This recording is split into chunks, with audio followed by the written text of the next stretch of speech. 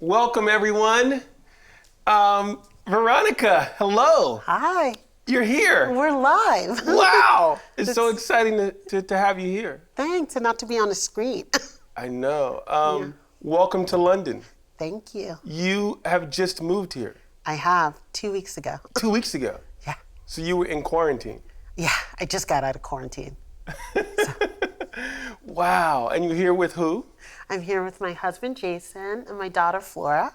Very cool. Yeah. Very cool. Exciting. Yeah. So look, this is an icons conversation, innovative conversations. So we have innovative people from around the world. I know. I follow you on Instagram. Okay, I know cool. what's going on. Cool. So you are definitely an innovator, and one of the things I like to do is welcome our innovators with a little special gift. Okay. And it's usually a gift that has to do with food, which is apropos because you are a food writer. You're like an acclaimed cookbook author. I am. And I got one of your cookbooks here. Yes. Meals, Music, and Muses.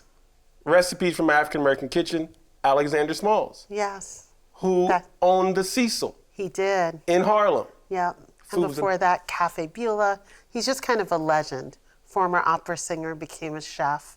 I mean, South Carolina born, just an amazing guy. I feel like most acclaimed and dynamic African American chefs are from South Carolina. Like they got roots there. Yeah. Yeah. I'm so funny because I'm such a Southern faker. I know nothing about it, but I'm a good listener, so I'm a good partner for them. Very cool. So look, let's start with the gift. This is a Versify bag. Yes, love it. Which I'm Team Versify. Your Team Versify. I'm trying to get that letter jacket. All right, so look, by way of introduction and just a little bit of disclaimer, Yes. my publishing imprint published one of Veronica's New York Times best-selling books, and I just so happen to have it here right now. Yeah. It's called Finish the Fight, which we're going to get into in a minute. Yes, let's do that. So this is a bag for you. Thank you so much. And, don't laugh, Erica. This is a spatula. Thank you. It's an omelet spatula. I like now, it. here's the thing. We just Yes. moved. So I know there are going to be things you need. Yeah. So I got you a do spatula. The whole kitchen. I gotta do it. And then I got you some balsamic vinaigrette from Harrods. Oh, nice. Yep. And then I got you just something I picked up at John Lewis. Brought a little color. Don't laugh, love it. y'all. I It's love just random stuff, but it'll be helpful. It'll be so helpful. And those, that purple spatula, Right. I use those for cooking. I use them for everything. Making See? curries, sauces. When I do Korean scallion pancakes, do a little flip with it. So very handy. And of course, the last is, what's this? How did this get in here? This is a gift card to the Ivy. No. Yes. So nice of you. It's for a lot of money too. We don't talk about money. Anyway, this is Thank for you, my you. friend. So we'll Thank get you. this later. And I love the V for Versify. Yes. So Yes. cool. Changing the world one word at a time. That's the goal. So, why are you here in London? So I'm here in London. I love London. I sent Kwame numerous emails, and it was like a short email about London, and he was like, that was not short. So I have a long relationship with the city, but I got a new position. I'm editor of narrative projects at the New York Times, and sort of embedded in my promotion was a post in the London bureau. So that happened, and here I am. Narrative projects. Yes. We have students, K-12, from watching. We have parents. We have educators. What is that job? What is narrative projects? Well, it's interesting because I've always wanted to have a made-up job title, and now I finally do. And so narrative projects was actually something that the New York Times created to describe what they started to call a Veronica story. So it's a story that doesn't just live in the newspaper, but it lives on different platforms. So for example, last summer I did this beautiful special section, 100 years of dance images, everything from ballet to tap dancers in the 30s and 40s, to swing dancers, to ballroom dancers, to hip hop dancers, everything. And Misty Copeland was the guest editor for it. Zadie Smith wrote an amazing piece about the first time she saw Alvin Ailey as a high school student here in London.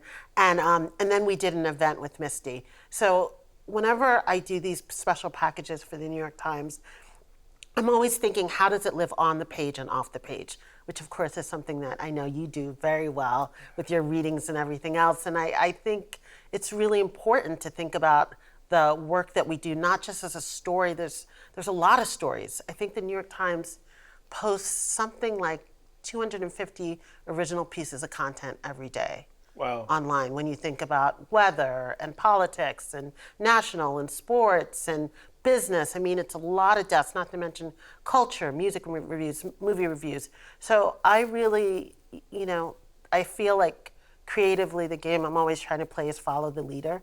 So really what I wanted to do was not just come in and try to like elbow for noise on the home page or the front page, but really create an experience for the readers so that they could sort of read the story, but then take something away from it as well. And so I've done that in a lot of different ways. I'm happy to talk about which ways. Narrative projects, and you're based in London. Does that mean these projects will span sort of globally, international? Yeah, I mean, we had started doing that. Actually, this was meant to be a totally different year, as it was for so many people. But one of the things that I realized about a year ago is that 1960 was a seminal year in African independence. It was a tipping point. More than 20 countries declared independence, and it was the beginning of a new moment in Africa. So we did this huge project in January. You can find it online. It's called What Does Independence Look Like? And it's pictures of independence. They're actually pictures of African students here in London, all over the world. And one of the reasons, like if you see these cool photography from the 1960s of African photographers like Malik Sidibe and others, we realized that the reason why you have all these cool photographs is that when a country declared independence, you actually needed an ID card. So, because you were no longer a citizen of whatever colonial country it was. So there were all these makeshift photo studios set up, and someone would come in to get a new ID card for what became Ghana or Nigeria or whatever. But then all these photographers, mostly men, though we highlighted some women too, they were such cool cats. They would be like, well, just pose with this moped really quick. And that's where you get all these like iconic photographs of people with their shades. They're actually after getting an ID card. So we did a curation of, I probably went through, 1,200 photographs and curated this package of like 90 to 100. And it's online. We did a special section. And then we were going to do events that went throughout the year that would connect with the major countries and their independence. Senegal is a big one. Nigeria is this month. And of course, London has an amazing community, Nigerian community. So that was kind of, I think, the start of thinking about what I would do outside of the US and what I might be able to do with foreign correspondents and photographers and all that. So, wow, that's incredible. So the way this is gonna work is I've got 10 questions. Okay. I'll probably get through half of them. Okay. You're gonna choose which ones I do. Okay. All right? Yes. 1 through 10, go. Oh, I just blindly choose? You just pick a number. Okay. You got me though, right? It's not gonna be nothing I can't answer. I don't know. Okay. I'm not good at doing math in my head, so let's not make think of this it like a recipe. A standardized half a teaspoon test. of this. Yeah. And I can't convert to British metric Oh, you system. can't? So, no, so none of them can be that. Gotcha. So 5 is 5. 5. Across the board, right? All right. Oh, wow. Your book, Shirley Chisholm is a Verb, just came out.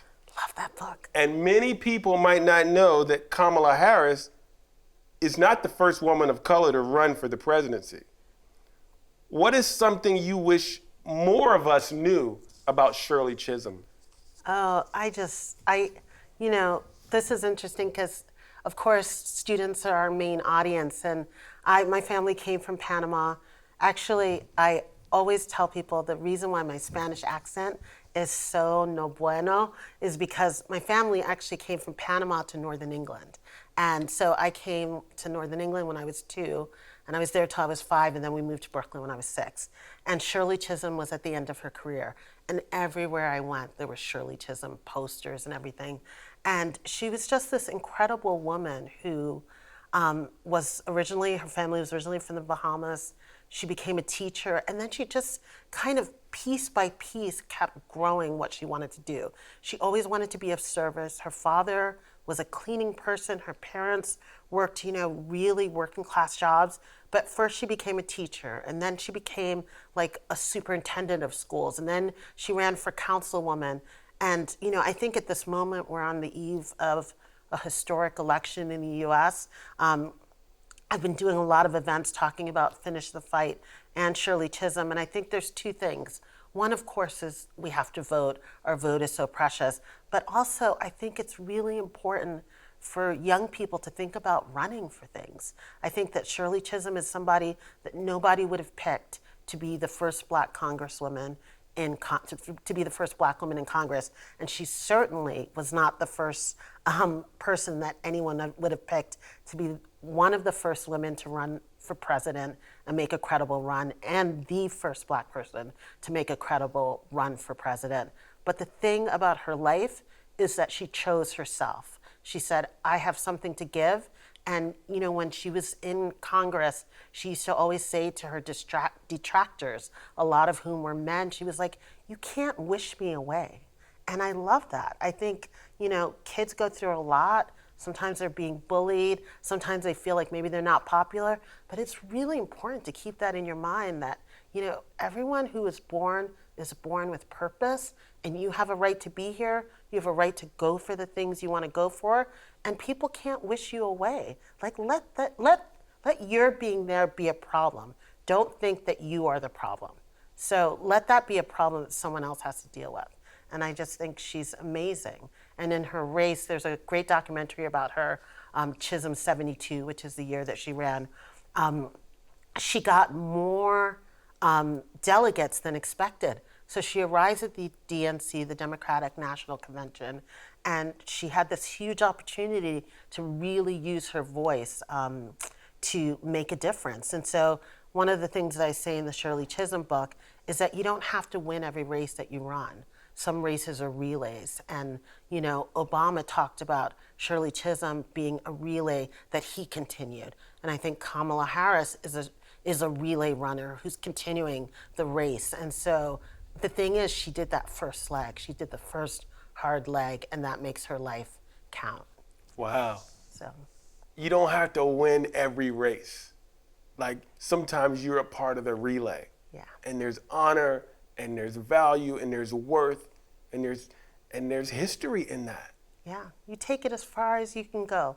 That's all any of us can do.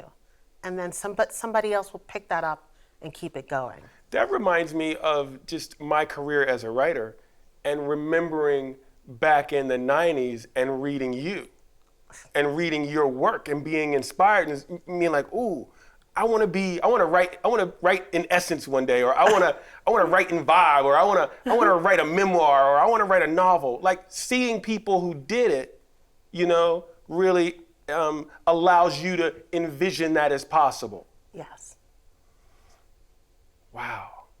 That's incredible. Yeah. Can I tell you one more Shirley Chisholm story? Absolutely. One of the things that she's really famous for is that George Wallace, who was a famous segregationist, really against the integration of blacks and whites, he got very sick, and Shirley Chisholm went to see him in the hospital, and she was really criticized for that. And her whole thing is, I know what his politics are, but he's a human being, and he's hella sick, and I'm going to go see him. And then he ended up helping her push through a piece of legislation later. And, you might have said, oh, that was political, but I also think, she really exemplified leading with your heart first, leading with decency first, which is something that, I hope we can get back to in politics. Yeah. And I think some people are trying. I think a lot of people are trying. Next question. Yes. What number? Oh, 7. Ooh. You ready for this? Probably not. Earlier this year, you wrote a piece on Juneteenth Yes. and I how love it's Juneteenth. different this year than in the past. Yes. Do you think the Black Lives Matter movement and the events, the tragic events of this year, will have a lasting change? Or are we in jeopardy of this becoming a faded memory?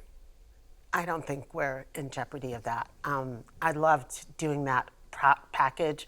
It was called Howie Juneteenth for the New York Times. I made that in 6 days. And the crazy thing is, I was trying to do You know, we should tell everyone what Juneteenth is. Oh, yeah. So Juneteenth is a holiday that was celebrated in Texas because after the Emancipation Proclamation, the word of slavery ending didn't get to Texas until months later.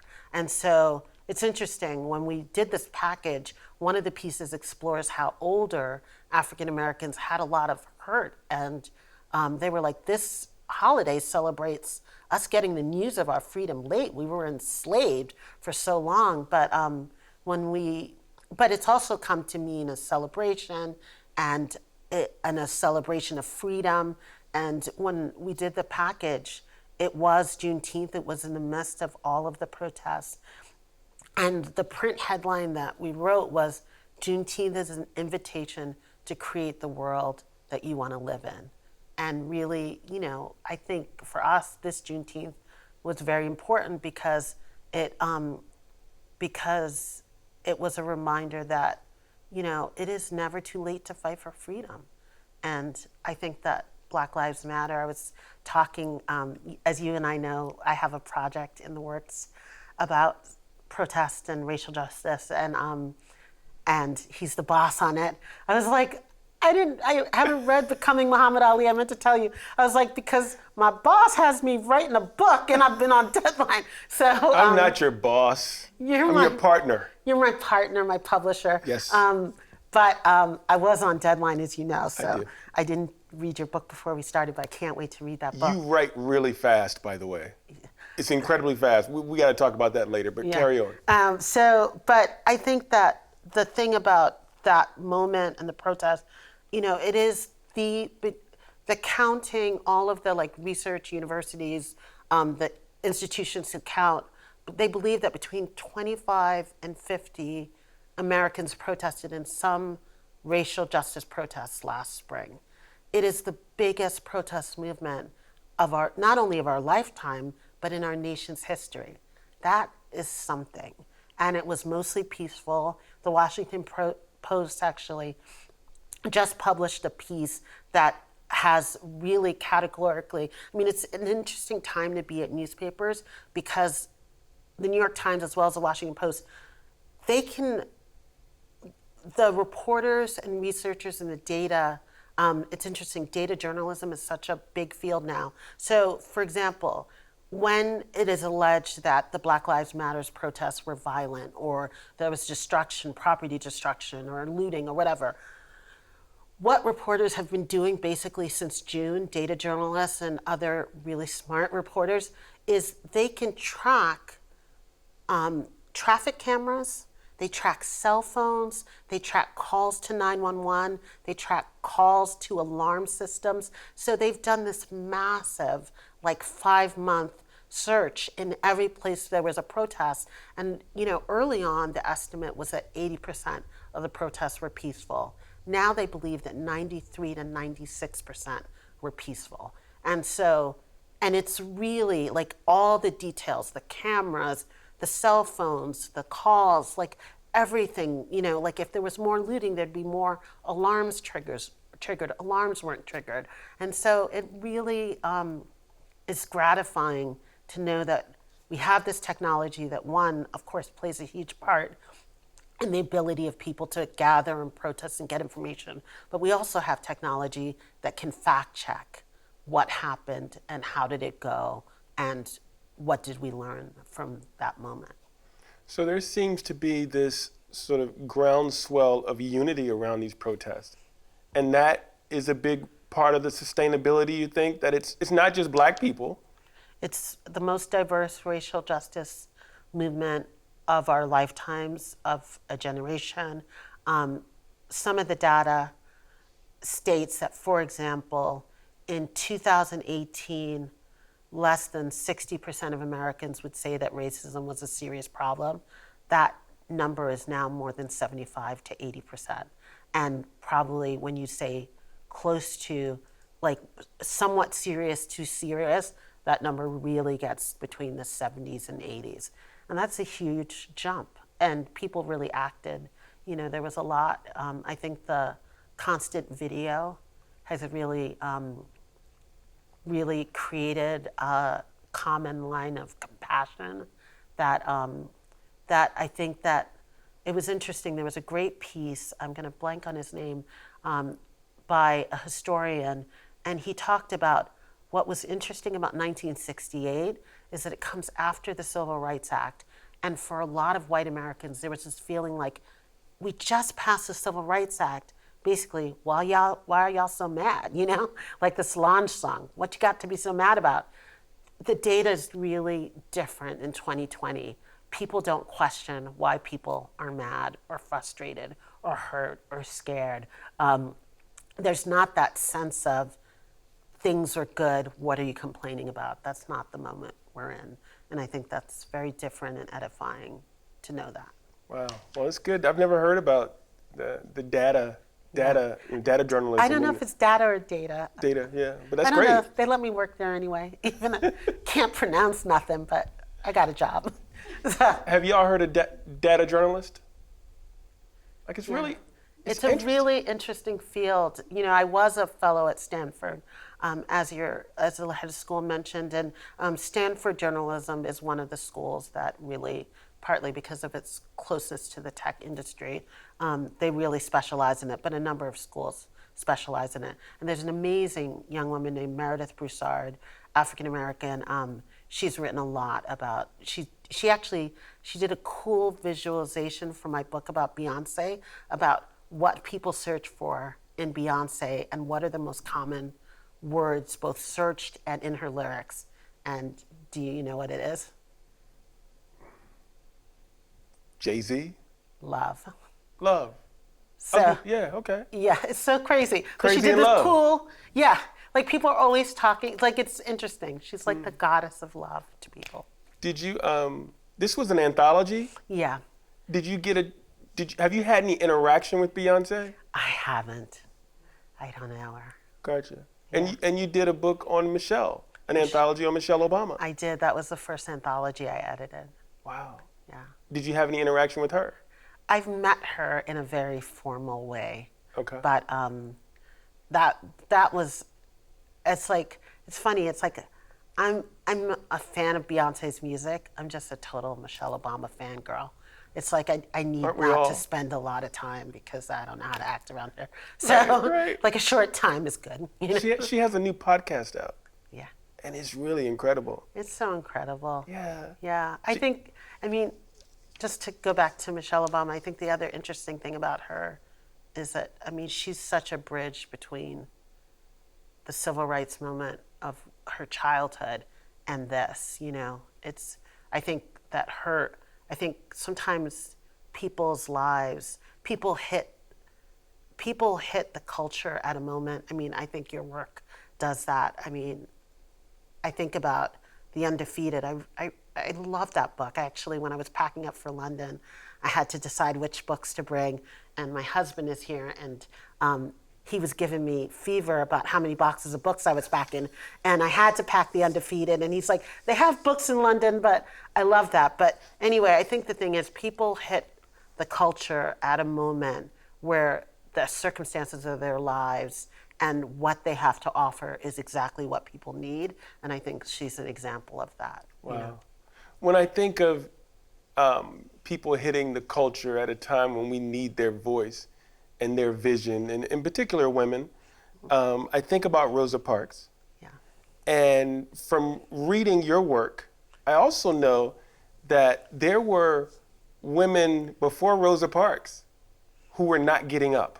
Can you tell us the story of Frances Ellen Watkins Harper? Oh, yeah, sure. Or just share with us what her connection is with So Frances Ellen Watkins Harper is actually the tall lady to the far right. If you're facing the cover of the book, she is one of the first Black women in America to publish a novel, and she was born to free Black parents. Her parents died when she was young. Her uncle was a schoolmaster, and he raised her, in a community of abolitionists. And she was somebody who was basically she took a trolley at the time, told to get to the back of the bus. This was in Philadelphia? Yes. And 1850. yeah, like Yeah. 1850. I don't remember the exact date. And the bus driver told her to get to the back of the bus, and she refused to move from her seat. And he tried to get her arrested, and she actually won her case. And it's one of those things where I think it's hard for us to imagine how that bus moment it was sparked with so much. But I think it's really it was emblematic of the lack of dignity that people had. And for her to stand up and stay on the bus, just like Rosa Parks did, it was really saying, treat me like a human being. Don't treat me like, a animal that you can just push to the back. Not that you can treat animals that way, right. But really that sense of humanity, I think, is really hard. Uh-oh. Next A number? Yep. 9. 9. Ooh. You went there. Uh-oh. You have a pretty cool job as editor of Past Tense. Yeah. At the New York Times. You get to digitize rediscovered photos from 100 years ago and create a story and a narrative. Why is past tense essential, and what lessons should we learn from it? I think that history, everything you love has a history. You wrote the crossover and solo. If you love basketball, it has a history. If you love sports, it has a history. If you love music, they have a history. And what's really interesting, I remember when I was in college and I was like always trying to rewrite the syllabus for my professors because I was like, nope, don't want to read this. No, and they used to always say to me, and I had to take a semester on Shakespeare, and I was like, I only got like 8 semesters here. Do I have to, take a semester on Shakespeare? And I remember my professors were always telling me, you have to know the canon to criticize it. And I think that was something that really stayed with me. And I think that Past Tense has been a great project for us because knowing history, one, is like, it's like a tower, right? It's something you can stand on. If you can understand, this is what happened, this is what we learned, it lets you stand a little taller in the world. But I also think that, when I worked on the Past Tense project, I was always telling the team, the great thing about writing about history is that we don't have to serve it the way it was served to us. So I really tried with that project not to just say, this is what happened in Chinatown, but really it's funny, the cover of the book, we were talking about this, Steffi Walthall, who is the cover illustrator, she has an Instagram account, it's just @just_Steffi, and she has a cool process video for how she did the cover. And her inspiration was these women didn't all live at the same time. So Zicala Saw was late 1800s to 1900s. Jovita Idar was a little later than that. Angelina Weld Grimke was early 1900s. Frances Ellen Watkins Harper, like you said, was 1850s. Mabel Pingwali was the youngest. She was a teenager in 1917. But the idea that we could say these women had a common goal and we're going to put their stories together is really exciting because then you can make connections that you might not have seen otherwise. So I'm always trying to both understand history but also serve it back in narrative in a way that makes interesting and new connections. Okay, so past tense. Yeah. This is a question that I've been wanting to know forever, and I think I know the answer. I've spent a lot of time in Ghana. Yes. I haven't been to Nigeria yet. Yes. Have you been to both? No. No, okay. So there's a lot of discussion about which country makes the best jollof rice? Yes, I've heard that. Nigeria or Ghana? Yes. Like who does it right? So here's my first question. This is a three-parter. Yes. My first question is, you've been to New Orleans. Yes. You've eaten jambalaya. Yes. I make a really good red beans and rice. Do you? I do.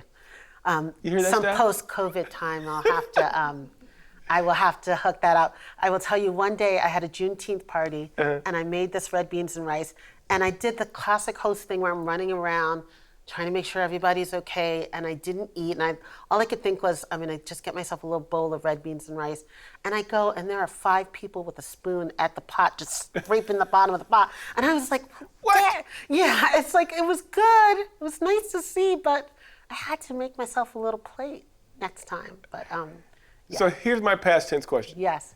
Is jambalaya a descendant of jollof rice? Is there a connection? Well, that's what Between Harlem and Heaven, which I know one of your Miss team Jones. members, Yep. Miss Jones. Miss Jones. Miss Jones, I love that name.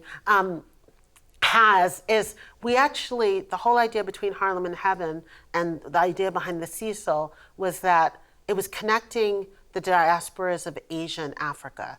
And the easiest way to connect that is through rice. And so it's really about how rice travels, through India and China and Japan and Korea, but then in Senegal, Ghana, and that how you have all these things that interact, and then Caribbean, and then into the U.S. So absolutely, I mean, rice is actually the pathway for the connection of those diasporas. Have you read Nikki Finney's book, Rice? No, I haven't read it. Y'all check out Rice by Nikki Finney, collection of poetry. Outstanding. Yeah. Okay, so I made a rice dish last night. Nice. I made a shrimp sort of Creole dish. All right, so let me just go through this Sounds because I got good. a question for you and Mr. Ross. Here's what happened. All right, green pepper, bell peppers, onions, garlic, celery, green onions, and tomatoes, crushed tomatoes, cayenne, salt. I think that was it. Worcestershire sauce. Okay. Worcestershire. I know, I can never say that. I can never say that, right? W-O-R-S. Yeah. Somebody spell it for me, put it in the chat, because I don't know. Yeah. A Worcestershire sauce, and I feel like that was it. Okay, so I got everything in the pot, Yeah. boiling it, cooking it. 5 minutes here, 5 minutes there. So now the recipe is from a cookbook. Okay. Who we both know is a friend of ours. Okay. But I'm not gonna put her on blast. I'll tell you Okay. off camera. Okay. Because I got a question. So the recipe says after everything's been doing what it needs to do, now the tomatoes and the Worcestershire were the last things to add, and with the shrimp. Yeah. And then it said let it simmer for an hour.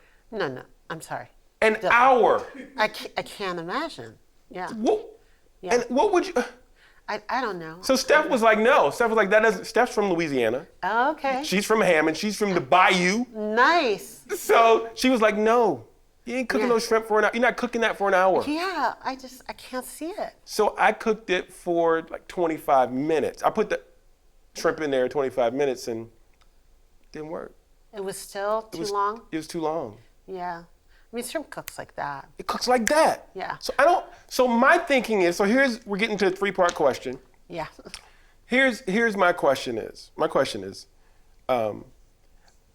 my thing was, it's a cookbook editor issue. Like somebody didn't do their job on the team. Yeah. And I'm just curious how something like that could happen. Yeah.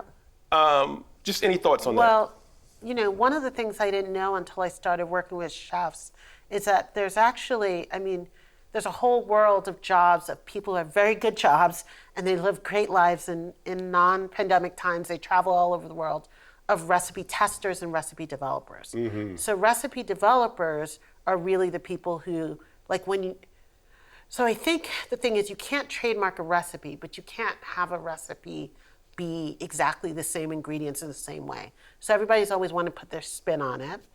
like we try to do as writers. Yeah. And so recipe developers often, like if you have an idea of a recipe, you love this dish, but you want to make it a little different, you want to give it an Asian twist, they kind of help you concept out. Okay. But then recipe testers are really the people who, once the recipe has been developed, either by the chef or the recipe developer and a chef, because chefs need help too. Because the other thing is that chefs are used to cooking for a restaurant.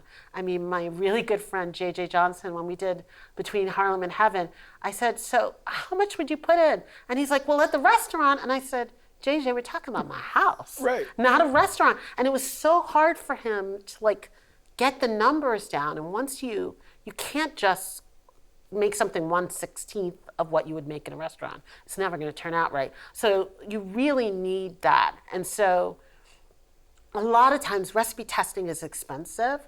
Every project I've worked on, we've paid for it. But you would normally pay someone to test a recipe 2 or 3 times before it ends up in the book, and then you would test it yourself. But I think, it's hard, how it is to make a book. I think sometimes corners are cut, and I think that also you have to also be in the place of no ego about it, right? You have to. Some people are like, I am the great food mind, and this is how it goes, or I've been doing it forever, and this is how it goes. But I think, just like I live for my fact checkers and copy editors and all those people who last night I was in a meeting on the project that I'm working on with you as my partner, not my boss. But I had 3 people giving me notes, and I sat down and I was just like, the hardest part is getting a draft out. The second hardest part is having to hear what people think. And there a couple times it was like, why did you choose this word over this word? It's like a teacher marking up your paper. It's like I just chose a word. I don't know. There were a lot of them. I got tired. I was sleepy. I don't know. So I think there's that thing too of ego. You have to really, I think the best chefs, the best writers or artists, are always in a place where they're they want somebody to kick every tire, but it's really hard. And I will say that, making a major transatlantic move, I probably had 150 cookbooks in my house from all the work that I've done with chefs and cooks and stuff. And I literally sat with my husband and we're like, this person, we love to watch them on TV, but their recipes don't work. It's some people just, their process is not the same, and it shows. It's a beautiful book, though. Yeah, and sometimes the pictures are nice. Why does food taste better? It tastes so much better the second day. What's the deal with that? I think it's about, I'm not a food expert and I'm not a chef, but I think it's about some foods, the flavors intensify over time. I think that's partly it. Some things like certain stews or dishes or things that take a while to get flavor. It's funny. I grew up my family's Panamanian, and we marinate everything. And I remember once a friend in college saying something like, well, that must have been because you were so poor and you had very poor quality of meat. And when you have very good meat, you don't need to marinate. And I'm like, I just like things marinated. I like the layers of flavor. It's just kind of how I grew up. So poor or not poor, it's what works for me. So I think there's things about how you build flavor, how you build a flavor profile. What was your first cookbook, and how did you get into cooking, cookbook writing? So I was definitely a dedicated home chef. My mom was part of that generation. My mom's an amazing cook. She doesn't like to cook. And even now when I go see her, I'm like, can you make this Panamanian dish for me? And she's like, the one that's going to take 4 hours? No. And so she's not a fan of cooking. So I really learned from watching people on TV. I learned from, there's a French chef who's quite old now, Jacques Pepin, and he had a daughter named Claudine, and he used to do a cooking show with her on PBS. And I remember one day she was talking about how she couldn't believe how her roommates ate TV dinners over the sink. And I think at that exact moment I was eating a TV dinner over the sink. And so I bought their cookbook and I worked through it. And Ina Garten's cookbooks were really big for me. And so when I was at Glamour, they decided to do a cookbook, and I was top editing food, and that really that book, 100 recipes every woman should have or something, I think it was called. And that book was like the beginning of sort of me getting more into working with chefs, and it's just super fun for me. Right. It's like a different part of the brain than the history and all that kind of stuff. Right. So. You and I have a mutual friend Yeah. who is now or soon to be the editor-in-chief, big kahuna at Bon Appetit magazine. Yes, Don Davis. Don Davis. Yes. Yeah. Yeah. Don and I had a girls' food weekend in Martha's Vineyard last fall. Did you hear about that? I did. Yeah, it was crazy. She was like, "Do you want to come to Martha's Vineyard and spend like $1,100 on food all week?" I'm like, "Yeah, I'd love to do that." And so a bunch of us went up and bought like these really expensive meal tickets at fancy restaurants, and it was 2 days, and it was super fun. Wow. Yeah. All right, we got questions from the audience, but Okay. we got to talk about Finish the Fight. Yes. Sure. So, couple quick questions about this book right here. Finish the Fight, the brave and revolutionary women who fought for the right to vote. Yes. We all know about Elizabeth Cady Stanton and Lucretia Mott and Susan B. Anthony. Yes. I want you to tell us how bias almost ruined this movement for women's suffrage. Yeah. Well, what had happened was that the movement for women's suffrage goes way beyond Seneca Falls, the first women's convention. Really, some of the first speeches given on the subject of women's rights were given by African American women in the 1830s, 1840s. So you have this Seneca Falls, Frederick Douglass is there, and we have to talk about male allies. I wish, my editor, Margaret, she was just like, "You cannot put everything in this book." I know, you wanted to. And I wanted to. I was like, "Can I have 5 more chapters, please?" And so we didn't really get to talk about male allies. But Frederick Douglass, amazing African-American abolitionist, activist, was at that first convention for Seneca Falls for women's rights. And then when the Civil War happens, there's a movement to put forward for black men to get the vote.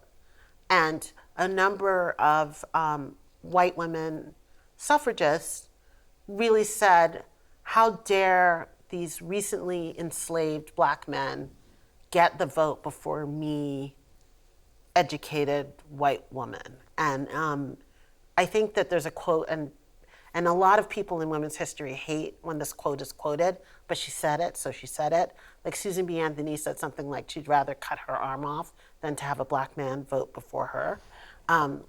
And there was a context of it, and everything's contextual. But she did say it. So the whole point, though, was that the reason why the feeling was that black men needed the vote was that they were going, when black men were free, they were going into free territories, as you know, kidnapping black men and bringing them back to slavery and treating black men who were supposed to be free as slaves. There was no recourse. And that's the thing about government and voting, is that government is our main recourse for every injustice. And we can protest in the streets and we can do what we want, but eventually, if you want long-lasting change, you need the laws to change. And so the idea was that to keep the freedom of African Americans from being mainly something on paper, black men would try to get the vote. And they did, and that was the 15th Amendment, and it split the suffragist movement. And the white women who were against that, really began to court an alliance with Southern men, and basically saying, if you get white women the vote, then you'll still have a majority, and you'll still be able to run the country the way that you want to. And so it starts this whole thing of Southern states and trying to make numbers of white majority to keep change from happening. And yet at the same time, you have black women abolitionists who are trying to fight not only for women to get the vote, but also against violence like lynching against African Americans. Native American suffragists are fighting for land rights. At that time, like someone like Zikala Saw, who's on the cover of the book, they were basically kidnapping Native American children, sending them to schools so that they could become American, giving them different names. They would cut their hair, which in the tribe was like the greatest sign of disrespect. And the whole idea was to basically not to teach them to move away from Native ways. So Native American women like Zikala Saw were fighting for that as well as the vote. Jovita Udar is one of those people who, she was a Mexican American in Texas, and she was one of those people that they say the border crossed her. She didn't cross the border. Like the fact is that where she was Mexico, and then it wasn't. And then the Texas lawmen wanted to say she didn't have any rights when she had been a full citizen. And so you have all these women who are both fighting for the right to vote and fighting these other battles. And the last thing I'll say about that is that in Tennessee, where it takes 36 states to ratify the vote in 1920, it's an interracial group of women, black women and white women. And you talked about this in our first call. And it just is such a sign that, for 90 years, there's all this infighting, but really it's like when women can work together across racial lines, amazing things happen. And I think we're still seeing that. Well, I was really it was wonderful to see, to read about Frances Wright, who was from Scotland, apparently, and Sarah Parker Redmond from Great Britain. Yes. So this was really, to just reiterate this idea that when we all come together, we can achieve a lot more. The word community, for me, is come in unity when we come together. Yeah. And so that's one of the sort of underlying things about this movement. And as it relates to the movement we're in today, the unity is so important. So here's my last question. If anyone has questions out there, you can put them in the Q&A. I want to thank Mark and Joe and Joanna and Wendy and Jennifer and everyone for helping to make this happen. This is my last question for you. Okay. Many of your books are targeted towards young audiences. As a kid in 2020, it might be hard to comprehend what's happening in this world, to process it. What advice can you offer to the younger generation as they struggle to grapple with this year and all of the harsh realities? Because you have a 13-year-old daughter, Yeah. so you can speak to this intimately. Her name is waving. Flora. Yes. Yes. It is a tough year. I think that I kept telling my daughter and her friends, I was like, this is greatest generation stuff. Just like they felt like the generation that emerged from the world wars and then had to remake the world, came forth with both this intense sense of pain and loss, but also purpose and vision and everything else. I think that this year, the combination of things are things that, on one level, I wish no young person would have to live through. I think especially in the US, it was interesting. I don't want to get too political, but we were in a taxi when we first got out of quarantine, and the taxi, we were wearing masks, and the taxi was going through, I don't know what part of town, but it was an anti-mask thing, and our cab was surrounded by people here in London screaming, don't wear masks, there's no such thing as coronavirus. And I was kind of afraid because we were there was a lot of people, and I was like, are they going to take this car? Is that what's going to happen, here in London? But, in the US, knowing that hundreds of thousands of people died, we've lost family members. I lost a friend, and I just think this is something I don't wish anyone would go through, and yet I think it's a reminder to young people that life is precious, your life matters, and the thing is that we are both not just what we survive, but what we imagine is possible. And so I think this is a good time for dreaming. I think it's a good time for reading anything that'll inspire you. If it's a great comic book, I mean, this is what I love about versifying your work. I think, it can be a novel in verse like Crossover.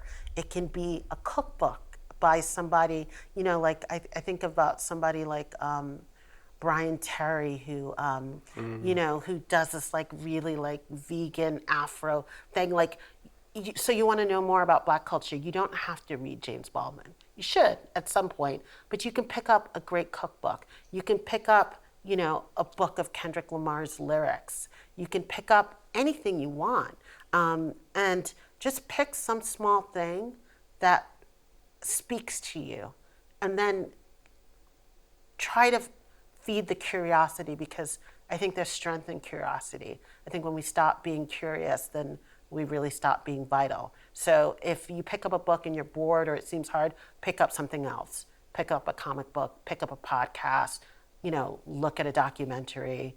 And it doesn't have to be serious, it just has to inspire you. Because I think right now young people need to sustain themselves, and they just need to stay inspired, because there are big things ahead for them. This generation is really, I think, going to be given an opportunity to live in and make a very different world. Incredible. Wow. Any questions from our live audience? There's so many people. Let me see. Who do I choose? Anybody have any questions out here? There's nothing in the chat. Nope. Yes. Can you talk a little bit about what inspired for colored girls who have considered politics? Sure. The question was, what inspired for colored girls who've considered politics, which is? Colored Girls Who Consider Politics is a book that I co-wrote with 5 African-American women who have been part of Democratic politics since Jesse Jackson's first run for presidency. And he was someone who in the 70s and 80s came out of the civil rights movement and became a part of, the bridge between the civil rights movement and the Obama years. And the women are Donna Brazile, who was the first Black woman to run a major presidential campaign, Mignon Moore, she was part of Hillary Clinton's Super Six, the kind of 6 advisors who really ran that campaign. She's incredible. Leah Daughtry. Leah is the daughter of a civil rights activist named Herbert Daughtry. Herbert Daughtry was from Brooklyn. Yeah, Herb Daughtry was from Brooklyn. And it was funny, I was just writing about Leah in the book that we're writing about now, because Leah's so interesting. She grew up in the civil rights movement. She went to Dartmouth College in New Hampshire. Did you go to Dartmouth? All right. And it was really interesting because one of the things that her father told her is that every movement needs inside people and outside people. And he was like, you know how to be the outside person. You know how to do the protests and be the agitator. Why don't you go to Dartmouth and learn how to be the inside person? Oh, wow. And she is the only person who's been twice CEO of the Democratic National Convention. And, she's just been a major player in all of this, as well as Yolanda Galt and others. And so this is about a circle of Black women who have helped to shape Democratic politics. And it was a really interesting book to write because I didn't know a lot about how presidents are elected and what the process is. And I didn't know how many people like these women end up being part of the process. Wow. Yeah. My first march, my first protest was in 1970, I think 78. And it was over the Brooklyn Bridge, and it was led by Herbert Daughtry. Okay, you want to know something funny about that protest? What? When I was researching the book, I found an article about that protest, and it was written by Anna Quinlan. Exactly. And I talk about that in this book. You do? It's in my introduction. Oh my God. I know. It's so crazy. It's crazy, isn't it? She was like a beat reporter. Right. Yeah, and you know what was interesting about that? I can't wait to read your so book. I cool. hope I get a copy. Yes. I'll buy a copy. I can do You'll that. get a copy. But it was interesting because it was clear that the police were not, they thought the protesters were in the right. And I think that's going to be an interesting moment that we're in. I think there's so many people in law enforcement who really believe that change is necessary. Right. But it's not been set up for those voices to be elevated, and you know, we'll see. Yeah. Where we go. All right. Yes. I've always had this question about, I think especially for young people these days, there's so much noise, there's so much information, it's in every social platform. What advice would you give us, and certainly, but young people, how do you cut through that noise? And then how do you get your voice elevated? What does that look like? That's such a great question. You know, in 2016, when the election didn't go the way that I thought it was going to go, I remember having to wake my daughter up the next morning, and I remember saying to her, you know, you're going to go to school and you're going to learn that some people's parents voted a different way than maybe you thought. And just because your voice, because I've been taking my daughter with me into the polls since she was a baby. And I literally remember having her in the snuggly and going, oh, Obama. And so she came with me to vote that year, and she was like, what happened? And I was like, you know, just because your voice did not prevail in this election, or, you know, electoral college, yada, yada, that doesn't mean that your voice goes away. And I think that in a lot of ways, like, I think a lot of things, I think that it's really important for young people to be disconnected from devices, not because devices aren't amazing, but I think that if you don't know what the sound of your voice is like, what you really think, then it's really impossible to differentiate that from the voice of your peers and the other things. So I think silence, I think meditation. I mean, I'm a little bit of a hippie that way. Like, I really think like learning how to like be in silence is a very, very powerful tool. And I think that in terms of elevating your voice, I think that there's a lot of ways. I think that one, deciding the thing that you really care about, and then going to an adult or mentor or someone and saying, like, where do I start? And I think there's so many places to start. I think a lot of times it's interesting. I have a friend who runs a leadership center at a university, and she said that she really gets discouraged by how many privileged kids start organizations. And it's like, I'm gonna start, you know, something about environmentalism, whatever. And she's just like, we've kind of like rewarded the starting of things, partly because it looks good on college applications and because it's a way of distinction, but that she's really been trying to, in this university context, seed as in plant, the idea that there's a real power in being a foot soldier, you know, like joining an organization that's bigger than you and like really learning something from it, as opposed to saying, I am the person who started this.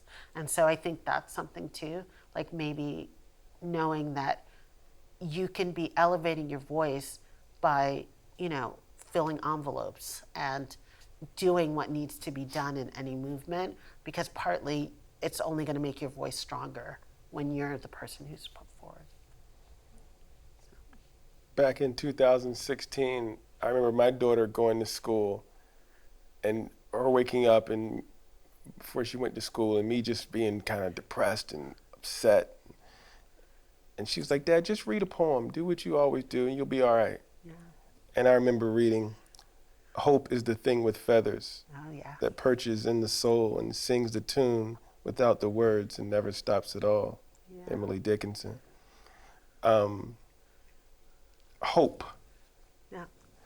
So we end this like this. Yes.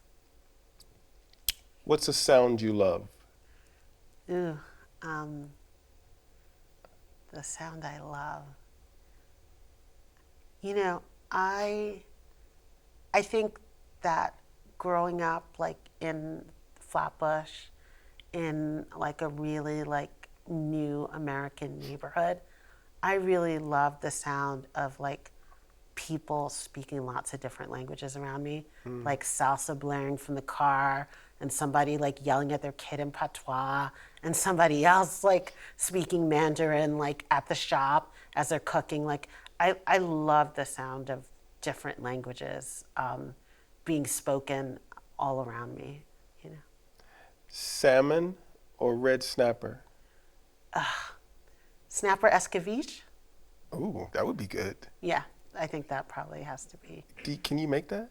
I'm not that good at it, but I love it. Can you make that? You can? Mr. Ross is our go-to. I'm telling you, we're going to have a little thing. Yeah. Yeah. A word you really like? A word I really like. Possible. Possible. Yeah. When the world opens back up, Yeah. one place you just can't wait to go, to visit, to be in. Oh, you know, I think Italy. I don't know why. It's like it's one of the few places where I've gone only really for vacation and to read and write, and it just it feels very far away, even though it's so close right now. Well, find your voice, be inspired. You don't have to win the race. You can be on the relay team, and together we can all finish the fight. Be kind. Thank you so much, Veronica Chambers. We are so happy that you joined us here. Thank you. Thank you all for tuning in, and we will see you again soon. Yeah. Have fun. Thank you. Enjoy London. I will.